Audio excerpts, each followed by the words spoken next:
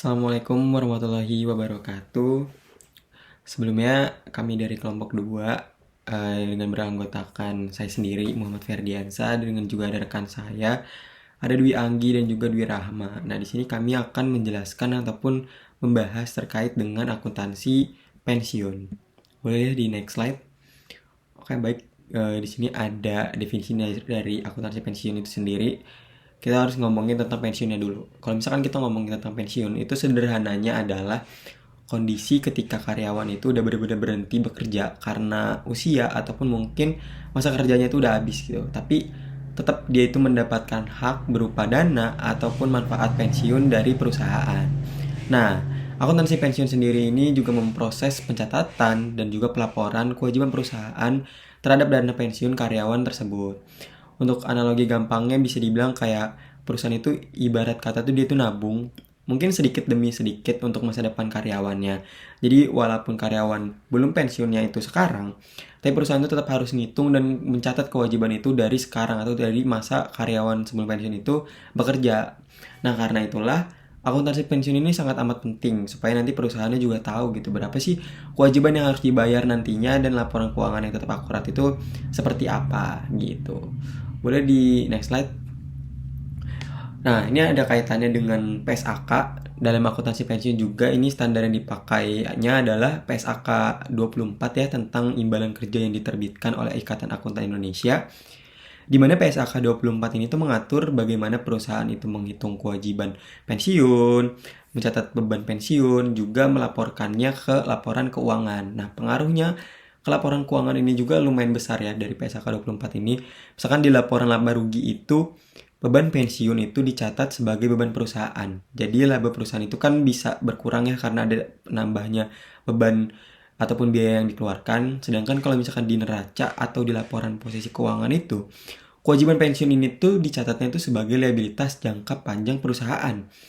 Jadi semakin besar kewajiban pensiunnya itu, maka utang perusahaan itu juga di laporan keuangannya bisa terlihat lebih besar gitu. Jadi PSAK 24 itu contoh sederhananya adalah kayak misalkan dia itu aturan supaya perusahaan itu bisa jujur dari sekarang tentang utang masa depannya mereka ke karyawan yang nanti itu akan pensiun gitu. Oke, boleh next slide. Nah, kira-kira apa sih dampak akuntansi pensiun ini terhadap perusahaan? Nah, karena akuntansi pensiun ini kan kalau kita lihat-lihat itu ternyata punya dampak besar ke perusahaan ya, terutama apalagi ke laporan keuangan. Misalkan, kalau kewajiban pensiun perusahaan itu besar, maka kan liabilitas perusahaan juga ikut besar kan. Selain itu juga kan beban pensiun yang bisa mengurangi laba perusahaan, yang karena dicatat tadi sebagai beban setiap periode juga kan bisa mengurangi laba perusahaannya juga kan, karena ada beban pensiunnya ini.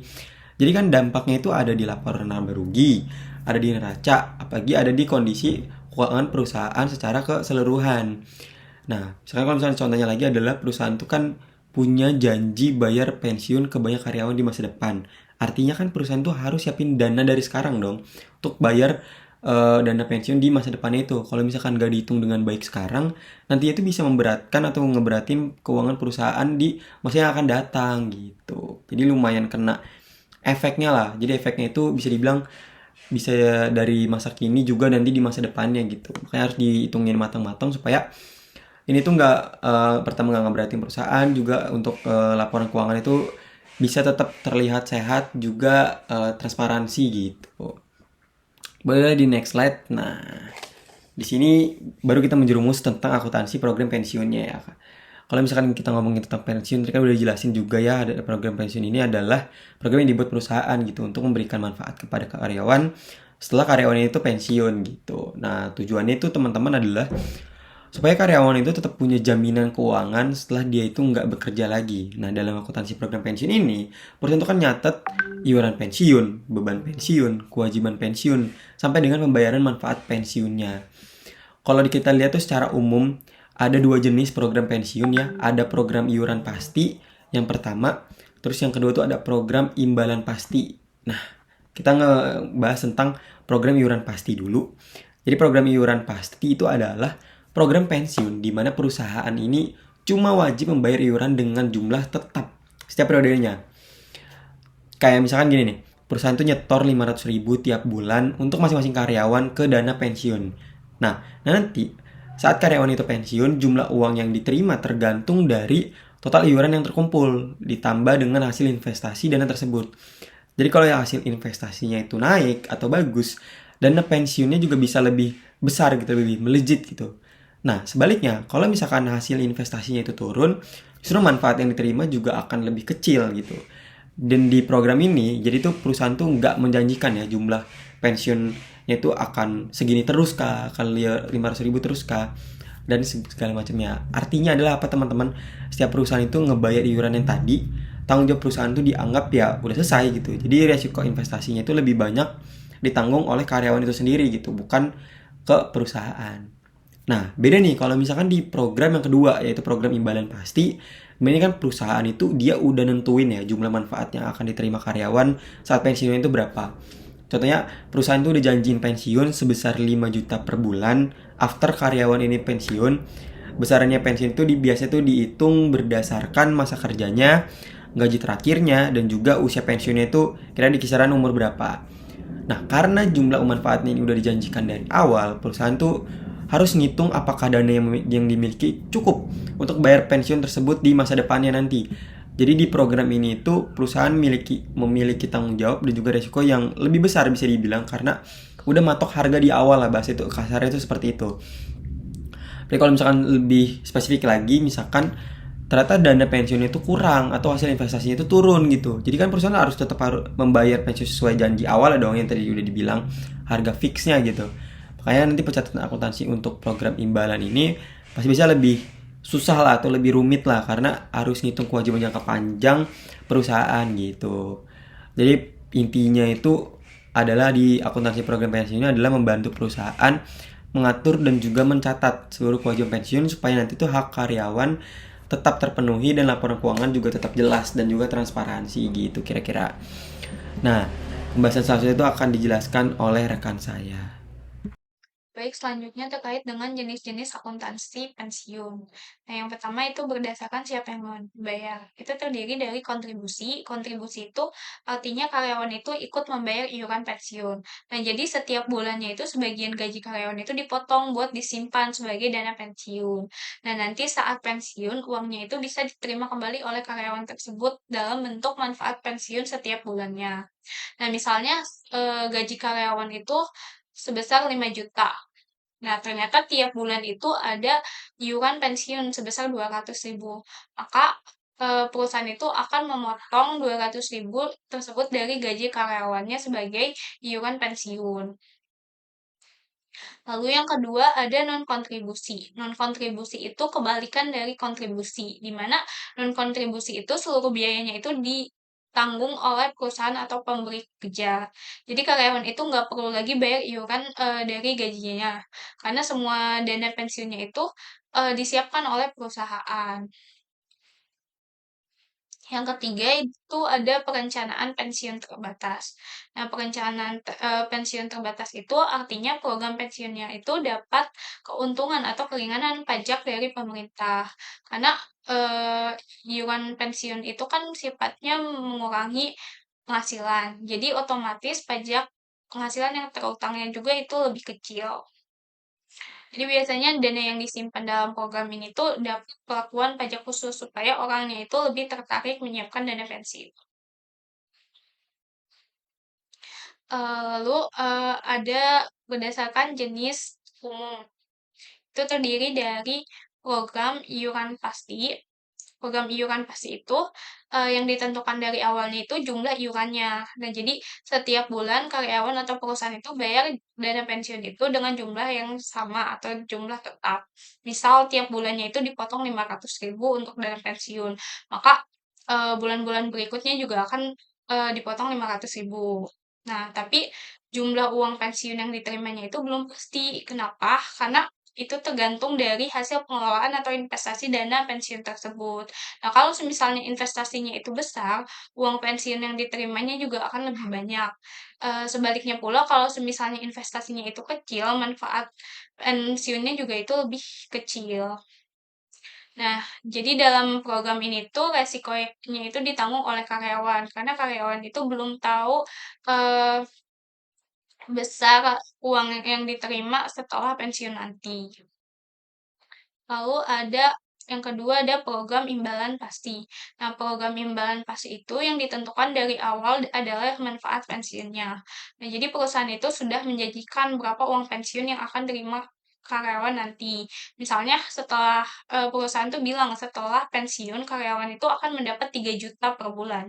Nah, supaya uang itu cukup sampai masa pensiun, besar iurannya itu bisa berubah-ubah tergantung dari perhitungan aktuaris. Nah, aktuaris itu siapa sih? Aktuaris itu ahli yang menghitung dana pensiun dan resiko perusahaan. Karena karena perusahaannya itu menjamin manfaat pensiunnya, jadi resiko ini ditanggung oleh perusahaan. Slide selanjutnya di sini terkait dengan pencatatan akuntansi pensiun. Nah, dalam akuntansi program pensiun itu, perusahaan tuh harus mengakui beberapa komponen penting yang berkaitan dengan kewajiban dan biaya pensiun karyawan. Nah, dalam definite benefit plan itu ada 3 komponen utama. Yang pertama, kewajiban pensiun, aset program pensiun, dan beban pensiun. Baik, yang pertama itu ada kewajiban pensiun. Kewajiban pensiun itu artinya itu perusahaan punya utang pensiun kepada karyawan yang akan dibayar saat karyawan tersebut itu pensiun nantinya. Misal perusahaan itu janjiin uang pensiun kepada pegawai. Nah, maka perusahaan itu wajib mencatat kewajiban pensiun. Nah, kewajiban pensiun itu terdiri dari dua pencatatan. Yang pertama itu project benefit obligasi, itu menghitung kewajiban pensiun dengan memperkirakan kenaikan gaji masa depan.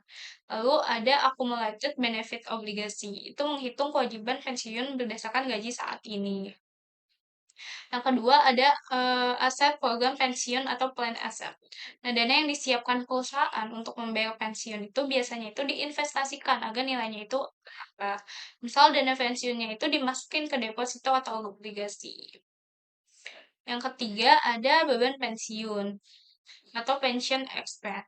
Nah, biaya pensiun itu harus dicatat setiap periode oleh perusahaan. Nah, beban pensiun itu muncul karena hak pensiun karyawan itu terus bertambah. Baik, selanjutnya ada contoh dari pencatatan akuntansi pensiun. Nah, contohnya itu perusahaan XYZ itu memiliki program pensiun manfaat pasti pada akhir 2015 nilai wajar aset tersebut berjumlah 6 juta dolar. Pada tahun 2016 beban pensiunnya itu sebesar 10 juta dan perusahaan itu memberikan kontribusi sebesar 5 juta dolar untuk program pensiun tersebut. Nah, pada akhir tahun 2016, nilai wajar aset dan kewajiban pensiun itu menjadi 10 juta dolar. Nah, yang pertama kita harus mencatat kontribusi perusahaan terhadap dana pensiun, yaitu jurnalnya kewajiban pensiun manfaat pasti pada kas sebesar 5 juta dolar. Yang kedua itu mencatat pengeluaran pensiun. Jurnalnya itu beban pensiun pada kewajiban pensiun manfaat pasti sebesar 10 juta dolar. Nah, yang ketiga itu mencatat uh, penyesuaian kewajiban pensiun ke nilai yang wajar. Jurnalnya pendapatan komprehensif lainnya pada kewajiban bersih manfaat pasti sebesar 1 juta dolar. Itu dari saldo awal kewajiban pensiun, yaitu 6 juta, ditambah dengan beban pensiun 10 juta, dikurangi dengan kontribusi pensiun sebesar 5 juta. Hasilnya itu 11 juta, nanti dikurangi dengan nilai wajarnya 10 juta. Hasilnya 1 juta. Materi selanjutnya yaitu penggunaan kertas kerja pensiun atau pensiun worksheet. Sebelumnya, apa sih kertas kerja pensiun itu? Jadi, kertas kerja pensiun adalah alat bantu atau kertas kerja non-formal yang digunakan oleh akuntan untuk mencatat, menghitung, dan menyelaraskan saldo-saldo yang berkaitan dengan imbalan pasti atau definite benefit plan sebelum memindahkannya ke jurnal umum dan laporan keuangan. Nah, mengapa kertas kerja tersebut diperlukan? Karena di program imbalan pasti ini terdapat saldo-saldo yang bersifat off balance sheet. Artinya, banyak saldo-saldo yang tercatat di dalam catatan aktuaria tetapi tidak langsung diakui di neraca secara terpisah. Yang pertama ada kewajiban imbalan pasti atau Defined Benefit Obligation yang biasa disingkat dengan DBO, yang dimana ini artinya nilai kini dari pembayaran masa depan yang menjadi hak karyawan. Nah, yang kedua ada program aset atau plan aset. Ini artinya adalah nilai wajar dari dana yang diinvestasikan untuk membayar pensiun. Nah, kertas kerja ini biasanya mempertemukan komponen tadi dengan akun on balance sheet atau akun yang biasa masuk dalam laporan keuangan. Nah, contoh kertas kerjanya yaitu adalah sebagai berikut. Nah, materi selanjutnya yaitu pelaporan program pensiun dalam laporan keuangan. Berdasarkan PSK 24 tentang imbalan kerja, perusahaan wajib menyajikan komponen pensiun secara transparan di beberapa bagian laporan keuangan utama. Yang pertama yaitu laporan posisi keuangan atau neraca. Di neraca, perusahaan tidak melaporkan DBO dan aset program secara terpisah, melainkan disajikan secara neto. Liabilitas imbalan pasti neto defisit dilaporkan sebagai nilai liabilitas jangka panjang jika nilai kewajiban DBO lebih besar daripada nilai aset program. Selanjutnya ada aset imbalan pasti neto atau surplus. Dilaporkan sebagai aset tidak lancar jika nilai aset program lebih tinggi daripada nilai DBO. Nah, rumusnya yaitu sebagai berikut. Yang kedua yaitu laporan laba rugi dan penghasilan komprehensif lain. Komponen biaya pensiun dialokasikan ke dalam dua tempat berbeda untuk mencerminkan kinerja operasional versus fluktuasi pasar. Nah, yang pertama yaitu dalam laba rugi operasional atau beban pensiun. Dalam laba rugi operasional ini terdapat biaya jasa atau service cost yang mencangkup biaya jasa kini dan biaya jasa lalu. Dan juga terdapat bunga neto atau net interest, yang dimana beban bunga dari kewajiban dikurangi dengan pendapatan bunga dari aset program. Yang kedua yaitu dalam penghasilan komprehensif lain atau Other Comprehensive Income atau OCI. Dapat pengukuran kembali keuntungan atau kerugian aktuaria, misalnya perubahan asumsi kenaikan gaji atau angka harapan hidup. Selanjutnya terdapat juga return atas aset program, yang dimana artinya selisih realisasi imbal hasil investasi dengan pendapatan bunga yang diasumsikan. Yang terakhir yaitu catatan atas laporan keuangan atau CALK. Karena angka pensiun banyak melibatkan estimasi masa depan, PSK 24 mewajibkan pengungkapan yang sangat detail di CALK, yaitu meliputi 1. Asumsi aktuaria, yaitu tingkat diskonto yang digunakan, proyeksi tingkat kenaikan gaji, dan label mortalitas. 2. Rekonsiliasi saldo, yaitu rincian perubahan saldo awal ke saldo akhir untuk DBO dan aset program. Dan yang ketiga yaitu analisis sensitivitas, yang dimana isinya dampak yang terjadi pada DBO jika asumsi utama, seperti tingkat diskonto naik atau turun 1%. Kesimpulannya yaitu akuntansi pensiun berdasarkan PSK 24 merupakan proses krusial dalam mengukur, mencatat, dan melaporkan kewajiban imbalan kerja demi menjaga akurasi serta transparansi keuangan perusahaan. Dalam pelaksanaan program imbalan pasti atau Defined Benefit Plan memiliki kompleksitas tinggi karena melibatkan estimasi jangka panjang sehingga memerlukan kertas kerja pensiun atau pensiun worksheet sebagai alat bantu akuntan untuk menyelaraskan akun formal di jurnal umum dengan catatan memo di aktuaria atau off balance sheet seperti kewajiban imbalan pasti atau DBO dan aset program. Melalui sistem akuntansi ini, program pensiun dilaporkan secara informatif dalam laporan keuangan, di mana posisi pendanaan disajikan secara neto di laporan posisi keuangan sebagai liabilitas jangka panjang atau aset tidak lancar.